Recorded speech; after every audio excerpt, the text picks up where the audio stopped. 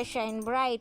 So dito guys, ito yung mga perks niya at pwede ka din dito magpagawa sa akin ng intro and outro, channel arts, 3 thumbnail at customize subscribe button. Sabihan nyo lang ako guys para gagawa ako ng para sa inyo.